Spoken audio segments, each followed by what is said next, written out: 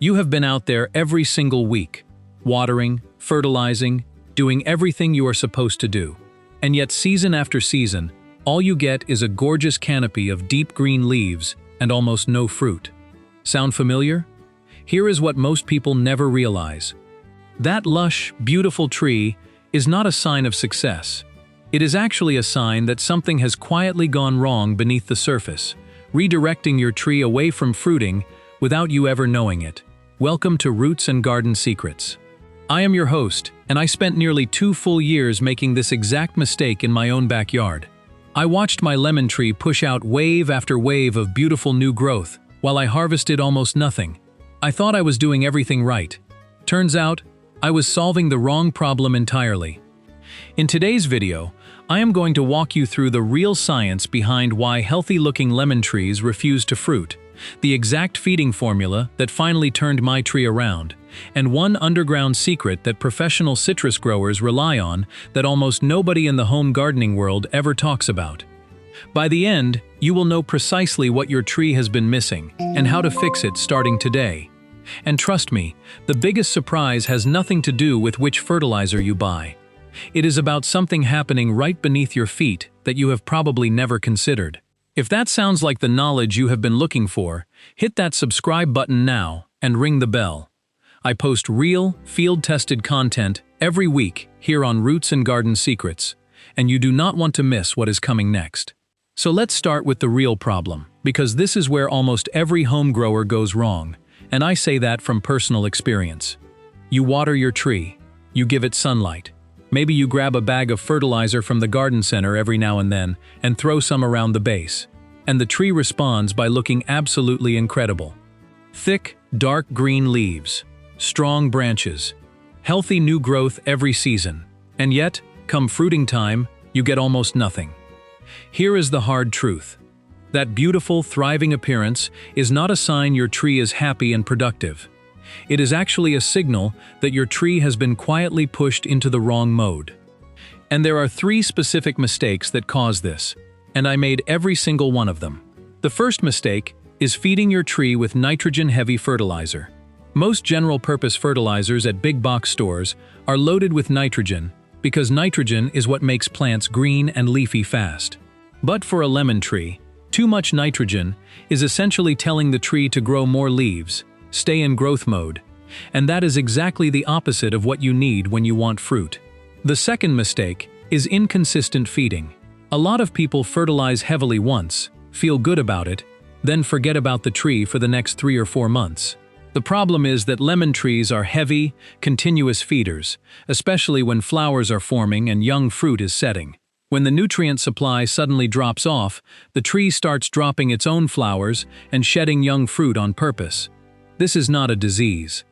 The tree is making a calculated biological decision to conserve its limited resources rather than commit to a fruit crop it cannot support through to maturity. It is survival instinct, and it will happen every time nutrition becomes unstable. The third mistake is ignoring what is actually happening in the soil itself. Compacted soil, overly alkaline conditions, and deficiencies in micronutrients like magnesium and zinc are incredibly common in backyard gardens across the country. And these issues silently block your tree from absorbing the nutrients it needs, even when you are fertilizing regularly. Now, to really understand why all of this matters, you need to know something fundamental about how lemon trees work. Every lemon tree is constantly running 2 competing programs at the same time. Vegetative growth, which is all about leaves and branches, and reproductive growth, which is flowering and setting fruit. These 2 programs are always competing for the same pool of energy and nutrients, and whichever one gets the stronger signal wins. When nitrogen levels are too high relative to phosphorus and potassium, the tree's internal hormone signaling tips hard toward vegetative growth. From an evolutionary standpoint, that makes perfect sense. More leaves mean more photosynthesis, which means better long-term survival. But we are not trying to grow a beautiful ornamental tree here. We are trying to harvest lemons. This is where phosphorus and potassium become everything. Phosphorus is directly tied to root development and flower formation. Without adequate phosphorus, the tree simply cannot build the strong flower clusters needed for successful fruit set. Potassium drives fruit sizing, sugar transport, and overall fruit quality. When either of these nutrients runs low, flowers abort before pollination completes, or young fruit sets and drops within days because the tree does not have the resources to carry it through. And this is exactly why a standard all-purpose fertilizer will almost always fail you with a lemon tree.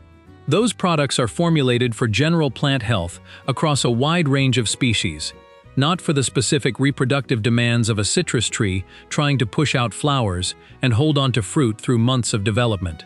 Once you understand this, everything starts to make sense. And more importantly, everything becomes fixable.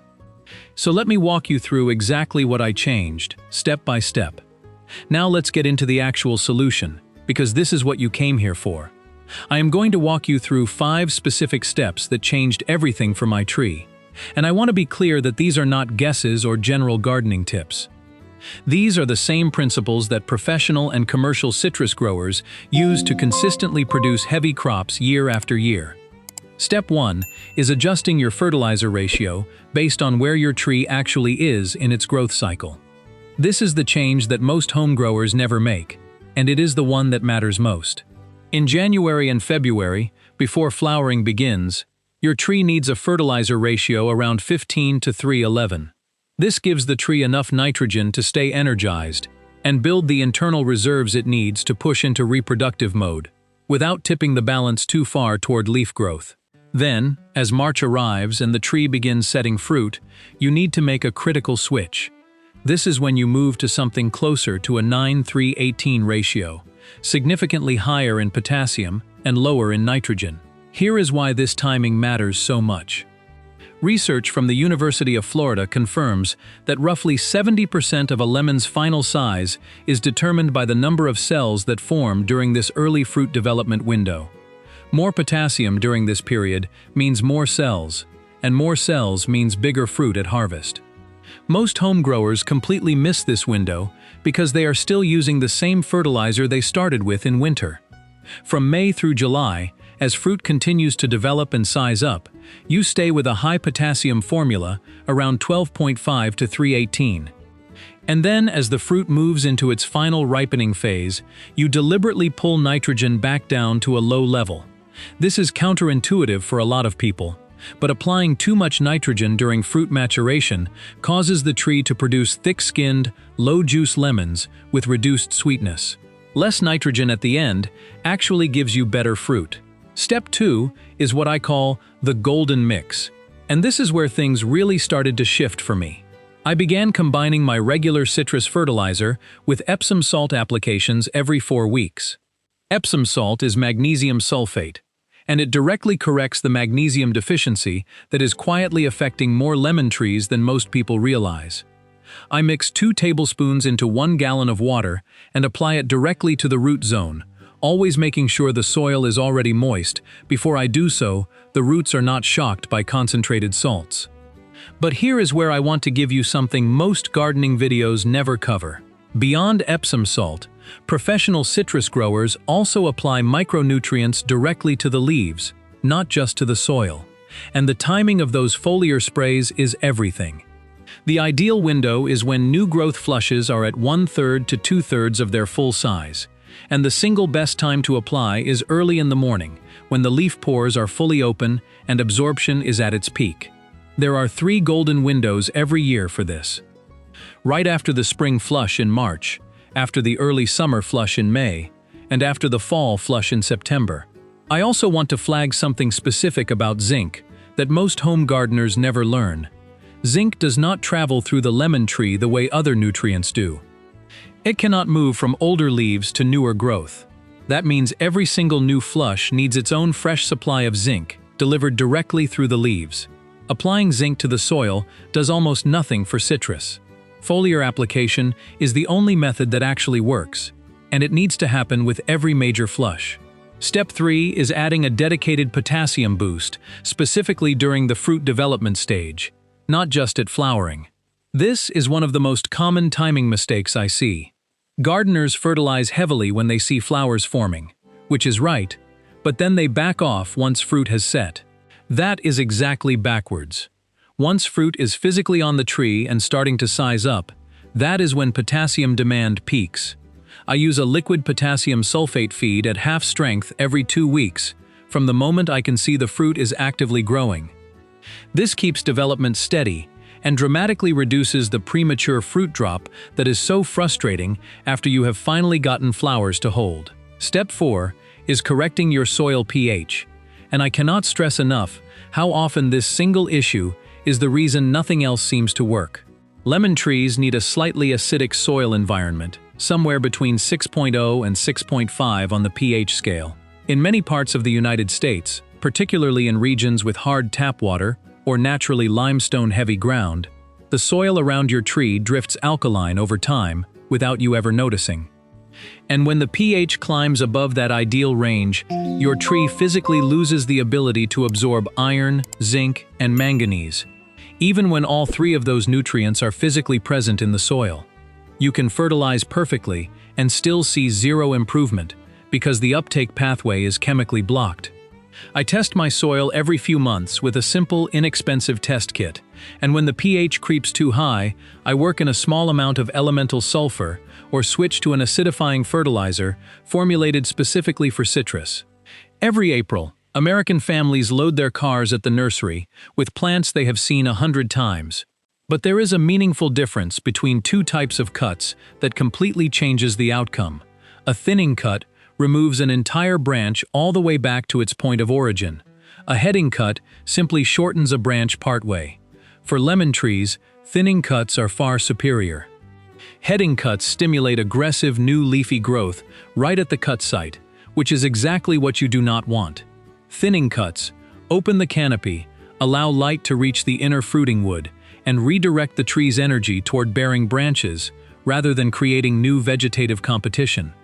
The goal for the shape of a mature lemon tree is a broad, open dome. When you stand beneath the canopy at midday and look up, you should see dappled patches of sunlight filtering through. If it is solid shade underneath, the canopy is too dense and fruit production will suffer.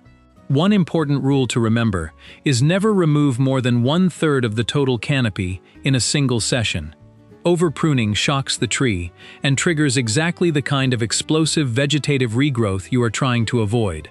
The right time to prune is right after your main harvest, in late winter or early spring before new growth begins.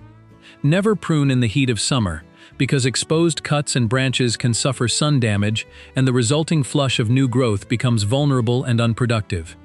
Now I want to share something that most home gardeners never discover, even after years of trial and error.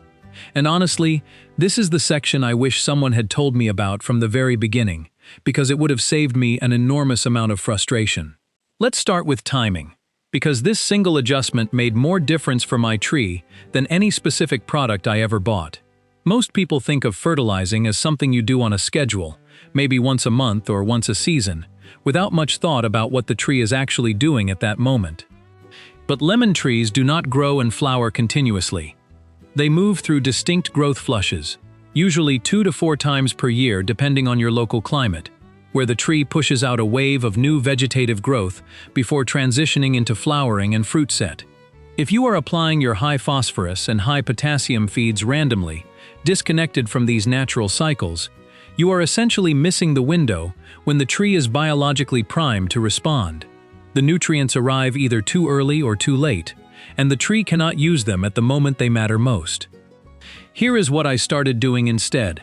I learned to watch for the very first signs of a new flush, which are those tiny, bright green leaf buds just beginning to emerge at the tips of the branches. That small visual signal is the tree telling you it is about to shift modes. When I see those first buds, I apply my high potassium and high phosphorus feeding immediately, about 1 to 2 weeks before I expect the flush to transition into blooming. That way, the nutrients are already dissolved and available in the root zone, right when the tree's internal chemistry shifts toward reproductive growth. This timing change, more than anything else I did, was what took my results from modest improvement to a tree that was genuinely loaded with fruit for the first time in years. Now let's talk about something even deeper, and I mean that literally. Something happening right beneath the surface of your soil that most home gardeners have never considered, even those who have been growing citrus for a decade or more. Beneath a healthy lemon tree, there is an invisible network that most fertilizer bags never mention. It is called mycorrhizal fungi, and it is one of the most powerful natural systems available to any fruit-bearing tree.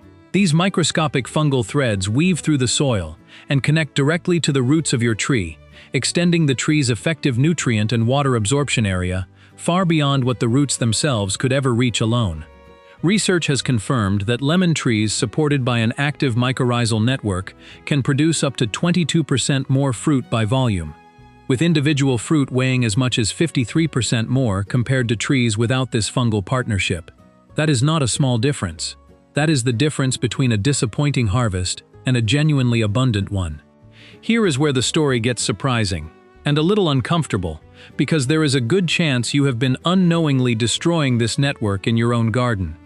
When you apply excessive amounts of phosphorus repeatedly over time, the roots of your tree essentially decide they no longer need the fungal partnership. The relationship gets switched off because the tree is already getting what it needs through the fertilizer alone. Broad-spectrum fungicides, even ones applied for legitimate pest control, often wipe out beneficial fungi right alongside the harmful ones. And one of the most damaging habits of all is regularly tilling or cultivating the soil around the base of your tree. Every time you dig into that soil, you are physically tearing apart the fungal threads that took months to form. The good news is that rebuilding a living soil ecosystem is entirely possible, and it does not require expensive inputs. Start by spreading a layer of organic mulch, wood chips, shredded bark, straw, or even the chipped-up prunings from your last pruning session, about 2 to 3 inches deep around the base of the tree, keeping it a few inches away from the trunk itself. This layer insulates the soil, retains moisture, and feeds the microbial community beneath. Add a top dressing of well-finished compost once or twice a year to reintroduce organic matter and beneficial biology. If you want to accelerate the process, mycorrhizal inoculant products are widely available at specialty garden centers across the country. You simply work a small amount into the soil near the active root zone in early spring and let nature take over from there. How do you know if your soil is actually alive and healthy? The signs are simple. Healthy soil is dark in color, loose and crumbly in texture, and carries a clean, earthy smell. Not sour, not chemical, not musty. And when you gently turn over a small section of the surface layer, you should find earthworms. Earthworms are one of the clearest indicators that your soil biology is functioning the way it should. The final piece of this section is watering technique, and it matters more than most people realize.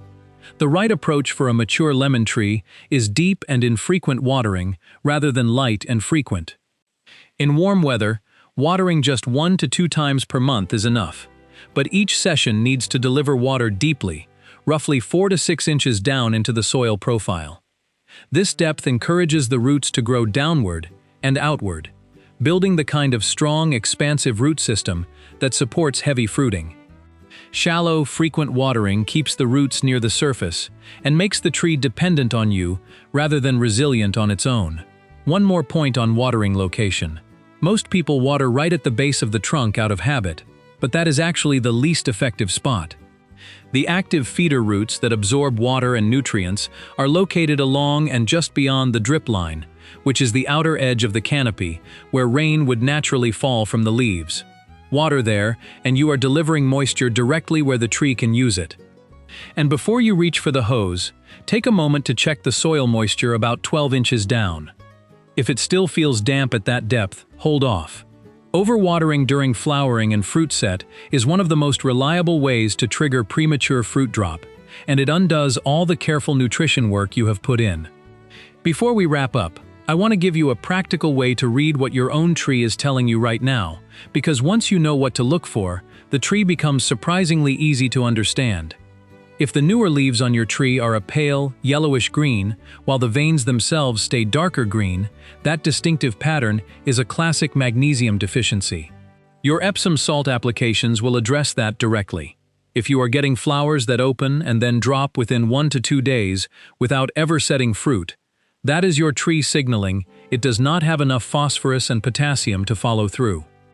And if you have fruit that sets but then just sits there for weeks without growing any larger, that is almost always a potassium issue, and liquid potassium sulfate at half strength every 2 weeks will get things moving again. When you get the program right, here is what progress looks like. Flowers start staying on the tree longer. A small, firm green nub begins forming at the base, where the petals fall away. That nub is your future lemon, and week by week, you will watch it grow steadily, instead of yellowing and dropping. That is the moment you know the tree has shifted into genuinely productive mode. Before you go, I want to be honest about 4 mistakes that can undo all of this progress, because I have made every single one myself. The first is over-fertilizing out of impatience. When you do not see results in the first 2 or 3 weeks, it is tempting to add more. Do not. Overfeeding can burn the roots and push the tree back into aggressive leaf growth. Citrus trees respond on a timeline of weeks and months, not days. The second is inconsistent watering during flowering and fruit set. Nutrients cannot move through dry soil, and swinging between bone-dry and waterlogged is one of the fastest ways to trigger drop. Keep your watering steady throughout the entire fruiting window. The third is skipping the soil pH test and assuming everything is fine. You can do everything else perfectly and still get 0 results if a high pH is locking your nutrients out of reach. Test it. It takes 5 minutes and removes all the guesswork. And the fourth, the one I see most often, is giving up right before the breakthrough. Lemon trees frequently show very little visible change for the first several weeks after you correct their program. Then the improvement arrives all at once, when the next growth flush comes in and the tree finally has what it needs. Do not quit right before that moment. Now I want to hear from you. Drop a comment below with just one word. If your tree is flowering but dropping the flowers before fruit forms, comment flowers. If your tree is setting small fruit that falls off before maturity, comment fruit. That single word tells me exactly where your tree is struggling and helps me create more targeted content for you. Here is the truth I want you to carry from this video. Your lemon tree is not broken. It is not being difficult. It is simply responding the way biology has always told it to respond, based on what you feed it, when you feed it, and what kind of living ecosystem exists in the soil beneath it. Once you understand that, everything becomes solvable. I have been exactly where you are, standing in front of a beautiful leafy tree, wondering why it would not give me a single lemon. Making these changes is what turned that around completely. If today's video gave you a clearer picture of what your tree has been missing, subscribe to Roots and Garden Secrets right now. I share deep, practical, field-tested knowledge every single week, and the next video goes even further into getting the heaviest possible harvest from your citrus trees. Thanks for watching, and I will see you in the next one.